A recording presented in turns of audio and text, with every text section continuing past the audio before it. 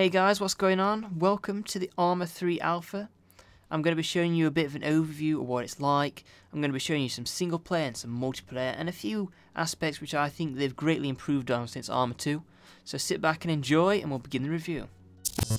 First of all, I've just got to talk about the graphics. The graphics on this game are actually really good. I can't play on very high to show you just how good they are, simply because the alpha really isn't optimized enough yet for all the graphics cards.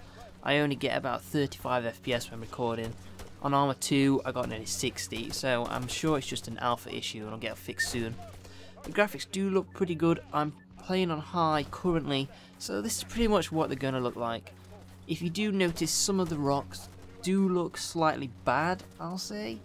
I don't know whether that's simply because it's alpha again, or maybe it's because I've got a texture set in that's reverted to low or something I don't know about. Another thing to note is actually walking through doors.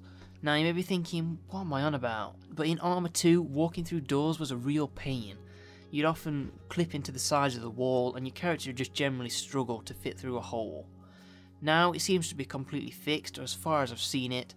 The doors open more smoothly as well, which is also good.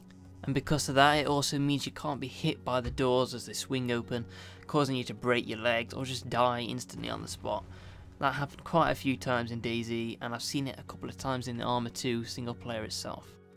Another thing is actually the improvement to the AI. They're now a lot more tactically clever. They'll try and flank your position a lot more, and also if a bullet comes near them, they'll drop to the floor almost instantly.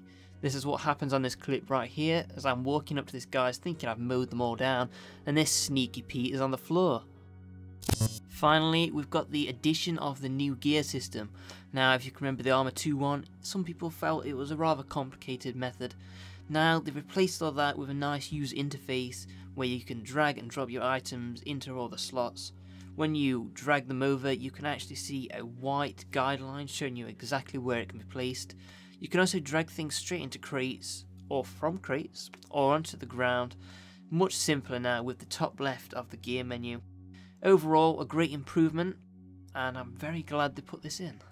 I'm now going to show you a bit more of the other three levels of the single player. Firstly, we've got the underwater scenes here, which are actually really good. I can see this being quite a big part of a lot of single player missions where you've got to tactically get to an area without being seen. In this particular mission, you've got to deactivate some mines. It wasn't that easy actually figuring out how to do it, but I won't spoil exactly how. Now, one good feature about this is the fish. Now, as you can see on the screen, I actually shot one of these fish, and it's brilliant what they do. They've got no animation at all. They just hover, dead. On a more serious note, the underwater scenes have been done really well.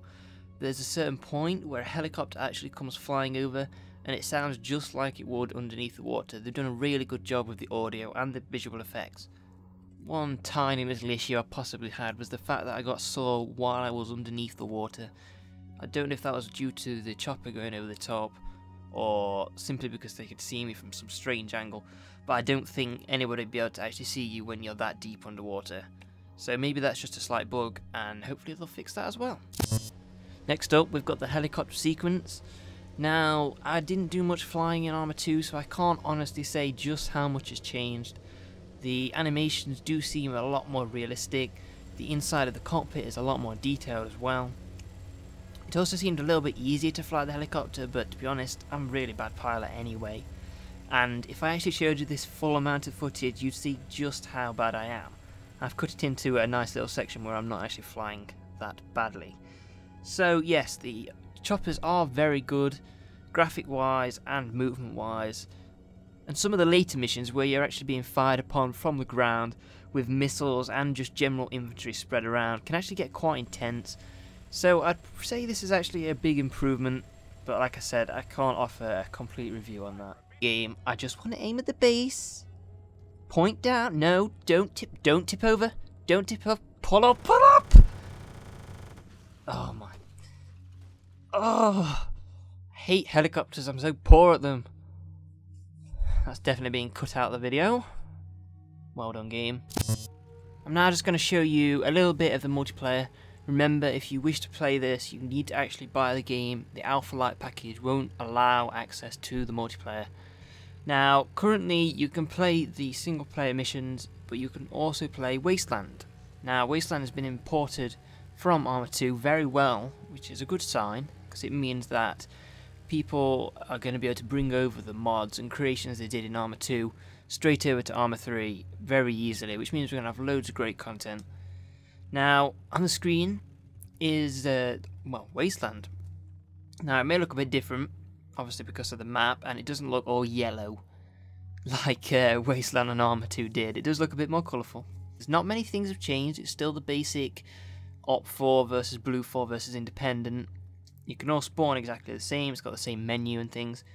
The only things I'd honestly say that have changed is just the gun store, which is personally a lot easier to use, as it's separated the guns, the ammunition, the equipment a lot easier, and you can actually all buy it in a form of a queue straight to your player, like you could in the Wasteland store, but it just seems generally a bit more user-friendly. One negative thing I could possibly say is that the spawns seem a little bit broken. I don't know if this is just related to the Wasteland maps and not the Arma single-player mission maps. However, I did seem to spawn with enemies quite a lot, and you'll actually see some footage now of me spawning with an enemy. I'm pretty sure it's something that could be fixed just by the 404 Wasteland team, or maybe it's something related to the actual engine itself, but it's all in alpha, so I'm not taking that as a very difficult and serious bug. Another thing to note, which I saw a lot of in the multiplayer, and it's very common in the single player as well, is actually the recoil of the guns. Now, they seem to have upped it so massively compared to Arma 2 that it's almost unusable really. If you're not single firing a gun, you're pretty much aiming at the sky immediately, especially with LMGs.